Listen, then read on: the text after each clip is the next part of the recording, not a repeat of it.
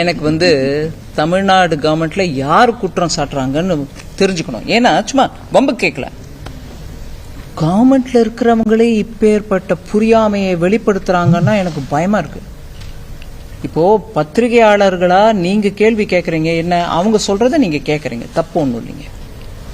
ஆனா ஜிஎஸ்டியில தமிழ்நாட்டில் வருவாய் நிறைய இருக்கு, மத்திய அரசுக்கு கொடுக்கறாங்க. முதல்ல அதே தப்பு. ஜிஎஸ்டிக்கு ஒரு கவுன்சில் இருக்கு, அது கான்ஸ்டிடியூஷனல் பாடி.